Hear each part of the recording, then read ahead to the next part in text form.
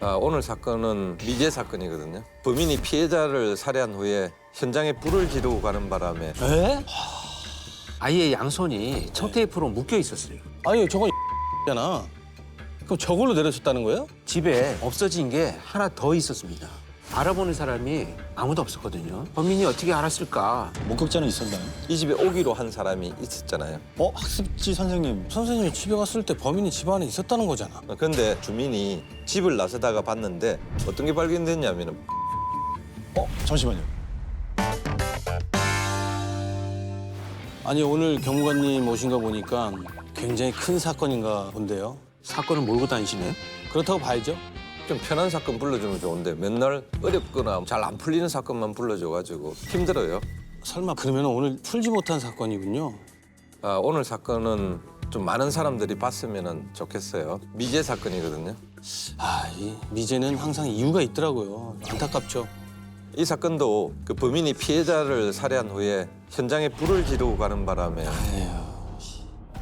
증거가 모두 잿더미가 되거나 또 소방관이 뿌린 방아수에 모든 현장이 쓸려간 상황이었거든요. 제일 중요한 범인의 범행 동기가 어느 정도 그려져야 되는데 그것조차 분명한 게 나오질 않았던 아주 안타까운 사건이었습니다. 근데 범행 동기를 알 수 없다니 왜죠? 일단 피해자가요. 네. 초등학교 1학년 학생이었습니다. 이건 말이 안 되는데 어떻게 이런 일이 있지? 그렇죠. 그렇게 어린 아이를 왜 그것도 살인 후에 불까지 완전히 이네 이거 진짜. 완전 이네. 반드시 잡아야 되는데. 잡아야 돼요 진짜. 자, 오늘 사건은요. 올해로 벌써 20년이 됐습니다. 20년 됐어요. 많은 유사 프로그램에서 제보를 받아보려고 이렇게 방송을 했었는데 쉽지는 않았어요. 네. 근데 이걸 알아보는 사람이 사실 아무도 없었거든요. 이걸 한번 보세요. 현장에서 사라진 귀금속이. 이게 뭐야? 아기 팔찌, 사각 메달, 휴대폰 줄. 딱 금이잖아요. 금이네. 이게 현장에서 지금 사라진 거예요? 네. 작물이죠. 그럼 저걸 가져간 거면 강도라는 거잖아요. 근데 없어진 게 분명히 지금 다 이렇게 사진에 나와 있는데 범인을 못 잡았다는 거예요? 네, 못 잡았어요. 사라진 귀금속 잘 봐보세요. 네. 아기 팔찌에는 집 전화번호, 그 아이 이름까지 새겨져 있죠. 그래요. 사각에는 그 메달에는 주민번호. 주민번호도 적혀 있고. 근데 범인이 작물로 처리했다면은 그걸 분명히 알아보거나 기억하는 사람이 있었어야 되는데 지금까지도 나타나질 않는 거예요. 근데 이제 금은 녹일 수도 있으니까. 그렇죠. 네.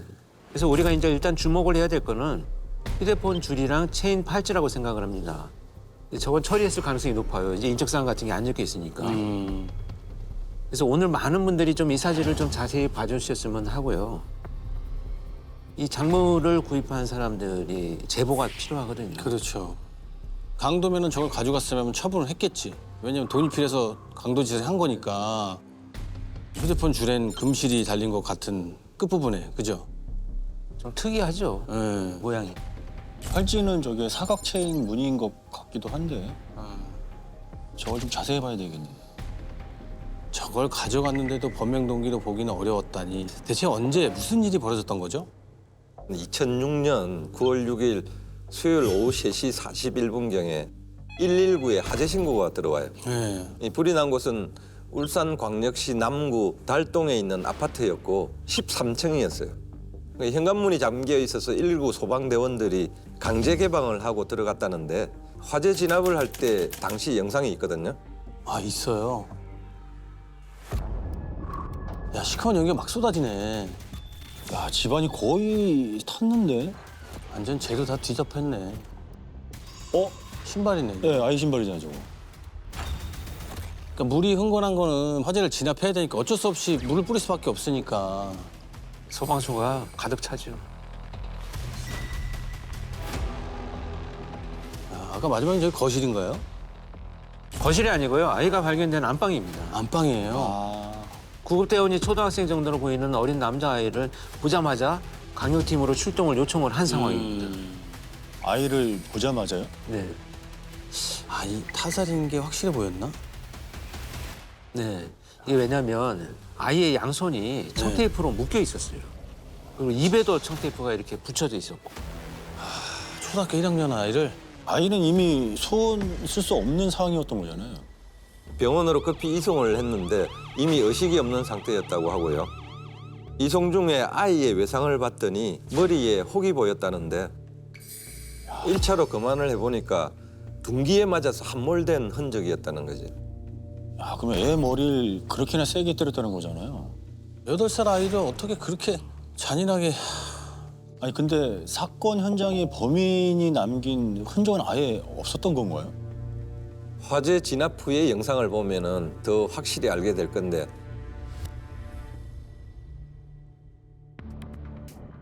아유, 엉망이네, 엉망. 잠깐만, 이거 물건을 다 뒤진 건가? 아니 화재 진압하다가 쏟아진 걸 수도 있겠는데 아니, 저건 야구 방망이잖아. 그럼 저걸로 내려쳤다는 거예요? 청테이프 저걸로 붙인 건가? 맞아요. 청테이프 방금 보신 거는 집에 있던 거였고요. 보시기 편하게 집의 내부 구조도인데요. 아파트가 그렇게 크지는 않았습니다. 15평 정도 됐다고 하고요. 거실 겸 부엌이랑 안방은 미닫이 문으로 가려져 있었는데 소방대원들이 진입을 했을 때 미닫이 문이 열려 있었다고 했고요. 아이 옆에서 이런 게 있었다고 합니다. 아이가 있는 이제 안방입니다. 안방. 불이 다 난 상태죠. 여기에서 아이 뒤쪽으로는 범행에 쓰인 것으로 보이는 야구 방망이가 있고요. 그 옆에 청테이프가 이렇게 놓여져 있었습니다. 그리고 아이의 바로 앞에는 부엌칼이 있었습니다. 칼이 있었어요? 아이 옆에? 야구 방망이랑 청테이프는 확실히 범행에 쓰인 게 맞아 보였고 또 아무리 소방수가 이렇게 막 쏟아졌다고 하더라도 부엌에 있는 칼이 아이 옆에 와 있을 수는 없잖아요. 여기서 어떻게 들어와? 갈 수는 없어요. 없어. 칼도 아마 범행에 쓰였다는 얘기가 되는 거죠. 초등학교 1학년인데 칼과 야구 방망이와 청테이프가 다 사용이 됐다는 거죠. 아이 두개골에서 그 함몰된 흔적밖에 없다고 했잖아요. 그럼 칼은 위협용으로만 썼다는 건가? 아니, 8살짜리 아이를 위협하려고 칼을 들어 밀었다는 게 이게 X지 말이 되냐고, 이게. 아니 신고가 아까 오후 4시도 안 됐잖아요. 집에 아이 말고는 아무도 없었던 건가? 수사 기록을 보면은 범행 당시에는 아이 혼자 집에 있었어요. 정말 안타까운 건 부부랑 아이 셋이 살았는데 사망한 아이는 아버지가 40 가까이 얻은 아주 귀한 외동아들이었다는 거죠. 늦둥이를 나중에 귀하게 얻었구나. 하나밖에 없었네, 아들이. 아, 참. 사고도 아니고 이게 무슨 일이야 이게. 아유. 무슨 억하심정이 있다고. 불은 대체 뭘로 지른 거예요? 불이 큰 방과 작은 방에 두 군데서 났는데 불에 탄 두루마리 휴지가 발견됐고 그 불에 탄 두루마리 휴지를 안방에도 던지고 작은 방 옷장에도 던졌는데 안방에 있는 거는 타다 말았고 작은 방 옷장에 던졌던 게 불을 전체적으로 키웠던 걸로 그렇게 추정이 됐죠. 그럼 두루마리 휴지 집에 있던 거에 불을 붙였던 거네요.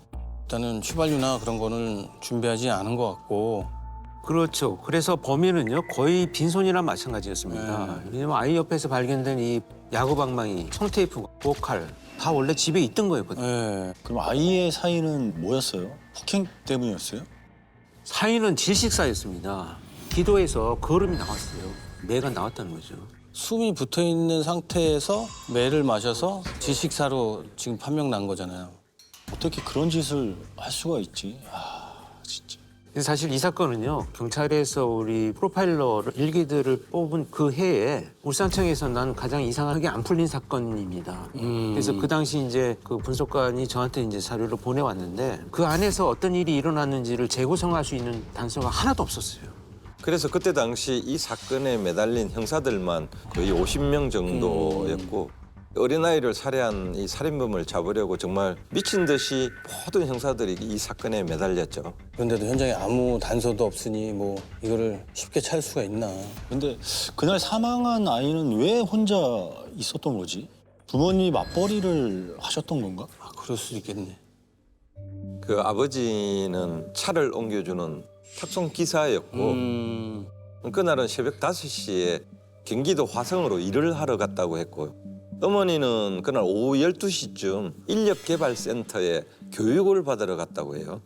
아이는 평소처럼 아침 일찍 등교했었다고 했고 오전 수업만 있었죠. 초등학생이니까. 집엔 몇 시쯤 온 거지? 아무도 몰랐던 건가 그거? 평소에 이제 수업을 마치고 집으로 곧장 오면 12시 반쯤 됐다고 해요. 그래서 어머니가 38분쯤에 집에 전화를 했대요. 교육받으러 나와 있으니까 문단속 잘하고 학습지 선생님이 오실 때까지 숙제하고 있어라 이런 말을 했다고 합니다. 엄마랑 직접 통화를 했구나. 네. 그러면 그때까지 별일이 없었다는 거잖아요. 이게 외동아들이 되다 보니까 이제 아버지도 또 걱정이 되셨겠지. 네. 그래서 이 아버지도 집에 전화를 했나 봐요. 네. 그런데 아들이 친구를 집에 데려왔다면서 같이 놀아도 되냐고 또 묻더라는 거예요. 당연히 허락을 했다고 하고요. 아, 친구도 있었어요? 그럼 친구는 언제 간 건데? 수사팀이 그날 이 집에 놀러 갔던 친구를 찾았는데 네. 같이 TV를 보면서 놀다가 한 40분쯤 지난 오후 1시 10분쯤에 자기 집으로 갔다고 합니다. 자기 갈 때까지 친구가 계속 TV를 보고 있었다고 했고요. 근데 집에 들어갈 때 현관문을 열어놨는데 자기가 집에서 나올 때까지도 현관문이 계속 열려 있었다라고 이렇게 얘기를 합니다. 아, 현관문을 열어놨어? 그럼 현관문 열린 걸 보고 범인이 그냥 들어갔을 수도 있다는 거잖아요. 그 집에 누가 있는 줄 알고 성인 남자가 있을 수도 있고 그때 어떤 집인지도 모르는데 문이 열려 있다고 무작정 들어가? 잠시만요. 아까 그 화재 신고 받고 출동했을 때 현관을 강제로 열고 들어갔다고 그랬잖아요. 그렇죠. 소방관이 출동했을 때 닫혀 있었고 심지어 잠겨 있었습니다. 이걸 본 사람도 있어요. 아파트 옆동이 나란히 있었던 게 아니라 기역자로 있는 아파트 있죠. 네. 그래서 대각선 방향으로 마주보고 있었거든요, 아파트가. 그래서 그 옆동 같은 층에 사는 주민이 집을 나서다가 봤는데 오후 1시 45분쯤 분명 문이 열려 있었던 것 같은데 2시 반쯤에는 닫혀 있더라는 거죠. 2시 반이면 화재 신고 들어가기 1시간 10분 정도 전이네. 그럼 범인이 그 사이에 들어갔다는 거잖아요. 그런 추정도 해볼 수 있죠. 그런데 옆동 주민이 문 닫힌 걸 봤을 무렵 이 집에 방문한 사람이 또 있었어요. 이 집에 오기로 한 사람이 있었잖아요. 아, 이 집에 오기로 한 사람. 학습지 선생님, 그 엄마가 오실 때까지 그 숙제하고 있으라고 했잖아요. 맞아요. 예, 학습지 선생님이 이 집에 갔었는데 현관문이 잠겨 있더래요. 아무리 문을 두드리고 이름을 불러도 이 집안에 인기척이 없어서 현관문에 쪽지를 하나 붙여두고 갔다고 하고요. 그 학습지 선생님도 문이 닫힌 걸 확인했던 거고. 그럼 선생님이 집에 갔을 때 범인이 집 안에 있었다는 거잖아. 그럴 가능성이 높았죠.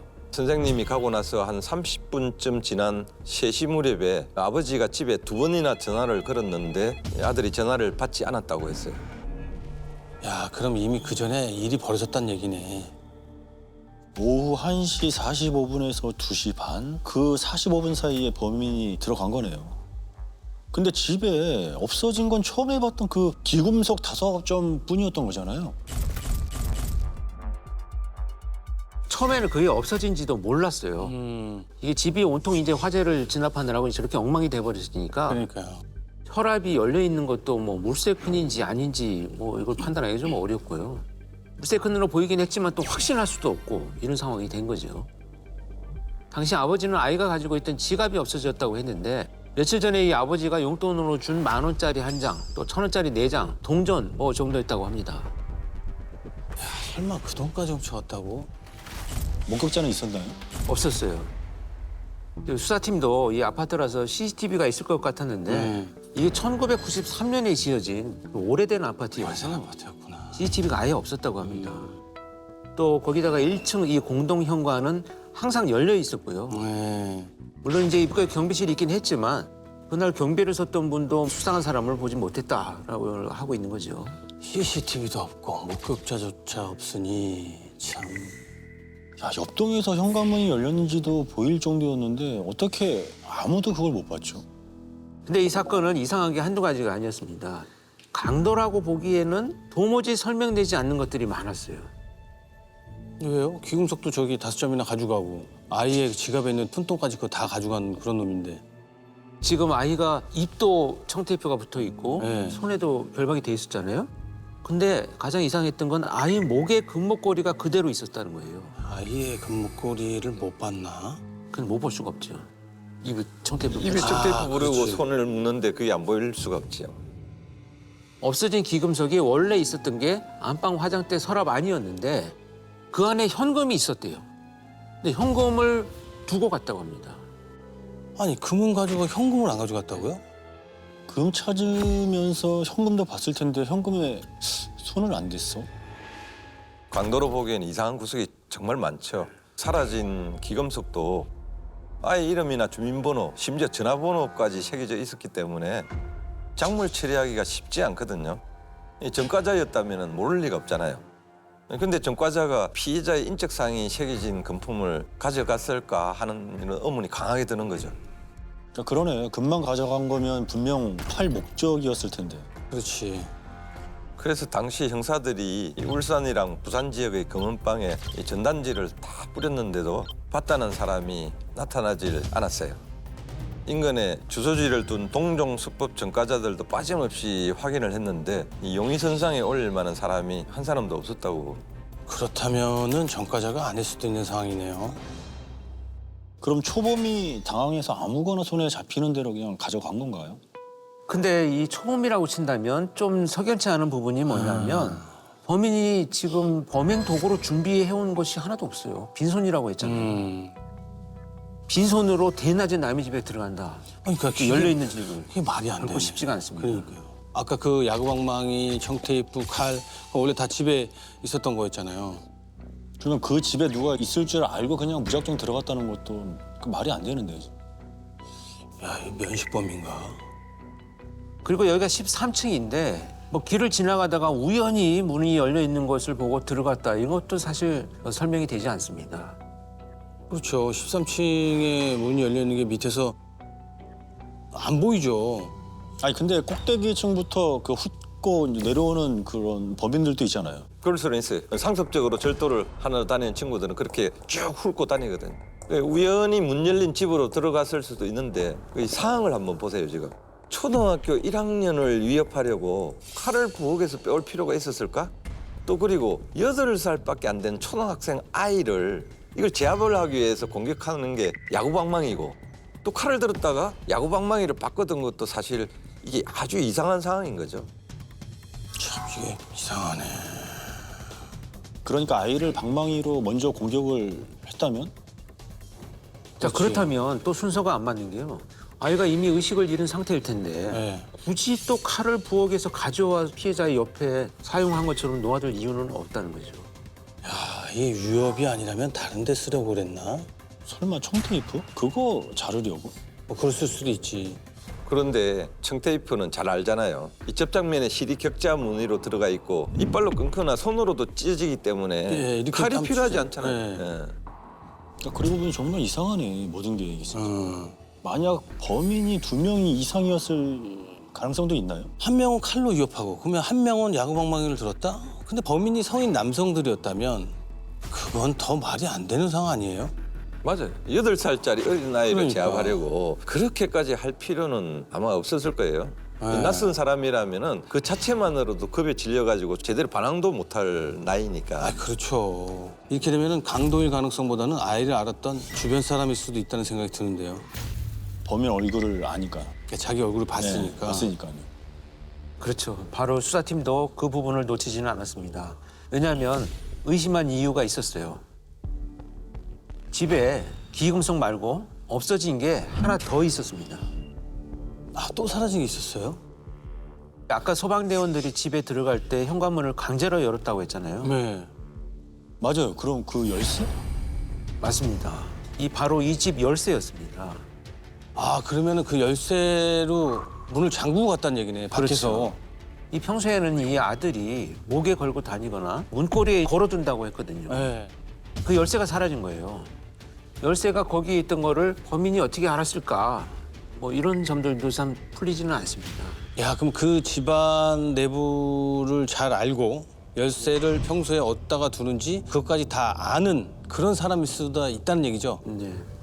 그러니까 아이한테서 뭐 열쇠를 빼앗을 수도 있지 않을까요?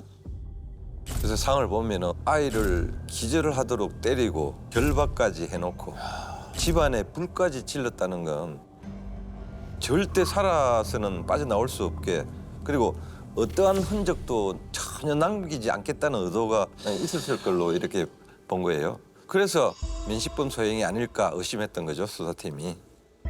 만약에 그런 거라면은 자식을 그렇게까지 했으니 부모한테 원한을 가지고 있는 사람일 수도 있지 않을까라는 생각이 듭니다. 야, 근데 그런 생각을 어떻게 할 수가 있지? 그래도 애인데 애가 무슨 죄가 있다고? 그래서 용의선상에 오른 사람이 있었어요? 유족, 친인척, 지인들, 학습지 선생님까지 모두 수사를 받았죠. 아니 근데 아이를 잃은 부모까지는 왜? 아이에게 보험이 들어있을지도 모르니까 항상 우리가 예상치 못한 이 절대 범인이면 안 되는 그런 사건이 종종 네, 있었잖아요. 맞아요. 근데 이 사건에는 아이 앞으로 든 보험도 없었고 그리고 이 부모도 이 누군가한테 원한을 살 만한 그런 사람들이 아니었어요. 이 나머지 사람들도 샅샅이 수사해봤지만은 알리바이가 다 맞아떨어지고요. 원한으로 벌어진 사건도 아니라면 대체 뭐지요 이거? 그래서 수사팀은요 결국 수사 방향을 틉니다. 8살짜리 아이를 쉽게 제압하기 어려운 이 범인일 수 있다 이렇게 본 거죠. 여성이었거나 아니면 어린 학생일 수도 있다는 거예요? 그래서 당시 형사들은요 아파트 인근의 중고등학생들을 포함해서 인근 주민들까지 수사 범위를 넓힙니다. 당시 조사한 사람만 1,000명이 넘었어요.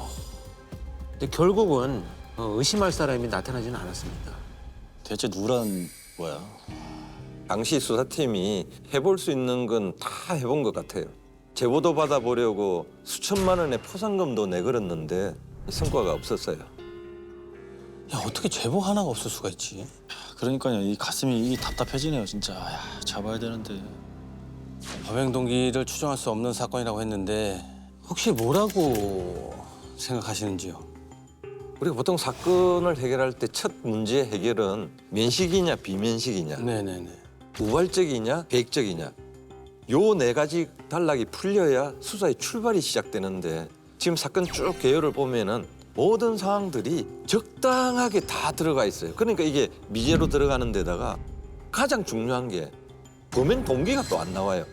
귀금속 5점만 들고 나가고 아이 목에 있는 목걸이는 또 안 가져가고 현금도 놔두고 가고 그러니까 이게 수사의 출발이 될 수가 없는 거니까 그러니까 20년이 지나도록 지금 미제인 거예요.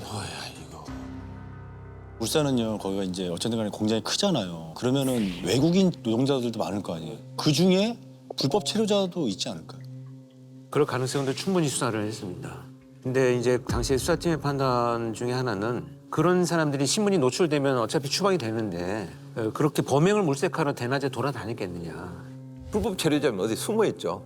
공간 이동을 최대한 적게 하는 거죠. 그렇죠. 또 외국인이면은 또 목격자가 금방 나와요. 자, 그다음에 외국인이라면은 8세 아이가 자기를 안다고 해도 자기가 노출될 위험이 없잖아요. 근데 8세 아이를 야구방망이로 두드려 패고 불까지 지르고 갔다. 그러니까 이게 비면식의 강절도범이다 하면은 현장에 벌어진 상황이 안 맞는 거죠.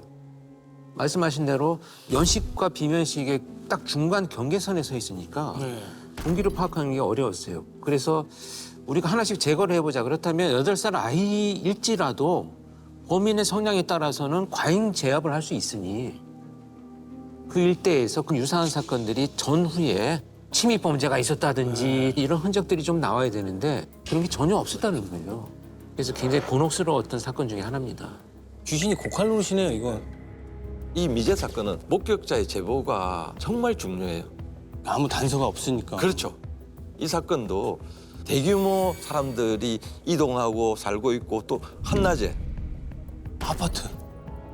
그러니까 누군가가 기억을 되살려줬으면 좋겠다는 거죠. 조금이라도 이상한 게 있으면은 제보를 해준다면은 거기에서 다시 출발해서 이 사건을 파고 들어갈 수 있는 힘이 생긴다는 거죠. 제가 이 미제 사건들이 해결되는 공통점을 쭉 뽑아봤는데 방금 말씀하신 대로 그거예요. 이 목격자들은 자기가 목격한 것과 이 사건이 연관성이 있다는 생각을 안 해요. 생각을 못 하죠. 그러니까 해결된 사건들은 전혀 이 사건과 무관하게 해결의 실마리가 되는 게 99%예요. 그럴 수도 있을 것 같아. 이 동네에 사는 사람인 것 같은데 저 사람은 아니겠지. 그리고 잊어버렸을 수도 있어. 그런 것들이 이제 목격자로서 이제 좀 나와달라는 거죠. 작은 거 하나라도 만약에 있으면은 이야기를 해주고 제보를 해줘야 되는데. 저 작물밖에 없거든요. 20년 동안 안 나왔는데 어디 존재하기라도 할는지도 모르겠어요 지금. 근데 이런 거는 있을 수 있어요. 글자가 새겨져 있잖아요. 뭐 주민번호나 이름 같은 게. 그래서 아마 작물합의로 자기가 불법적인 작물을 수입했다 하더라도 기억은 할 거예요. 그렇죠. 처벌에 대한 별개로 제보만이라도 하라는 거죠. 이 사건이 당시 울산 지역에서 초등학생이 잔혹하게 이 살해당한 사건이라서 주변에 많은 사람들한테 알려져 있기 때문에 그 작물을 취득했던 작물업자는 결코 모르고 넘어갔을 수는 없을 거예요. 우리 당시 그 목격자의 제보를 위해서 제가 다시 정리를 해드리면은 2006년 9월 6일 수요일 평일이었어요. 범행 시간은 대략 오후 1시부터 3시 사이. 그 무렵에 우리 울산 달동에 살았던 분들 중에 자기가 느끼기에 조금이라도 이상한 상황이나 이상한 사람을 보신 분이 있으면은 형수다로 제보를 해주셨으면 고맙겠습니다. 네, 그리고 마지막으로요. 이 사라진 귀금속 다시 한번 사진을 다시 봐주시길 바라고요. 그리고 아이의 이름과 전화번호가 적힌 아기 팔찌, 아이 주민번호가 적혀있는 사각형 메달, 휴대폰 줄, 체인 팔찌까지 총 5점입니다. 그중에서도 휴대전화 줄이나 체인 팔찌는 흔적들이 없기 때문에 작물로 처리했을 수도 있어요. 그래서 울산 인근이 아닌 지역에서 처리했을 가능성도 있으니까 작물을 습득을 했거나 자기가 샀던 사람들은 반드시 제보를 좀 해주셨으면 좋겠습니다. 꼭 좀 부탁드리겠습니다. 이 어린 아이의 억울한 죽음을 여러분들의 되살린 기억으로 범인을 잡을 수 있기 때문에 꼭 좀 부탁드리겠습니다. 어린아이가 살해당한 이 사건이기 때문에 범인이 잡힐 때까지 형사들은 끝까지 추적할 거예요. 예. 지구상의 해결을 못하면 하늘이 용서를 안 할 거라고 봅니다. 어떻게 해서든지. 이거는 욕하고 싶지도 않다. 이거는 진짜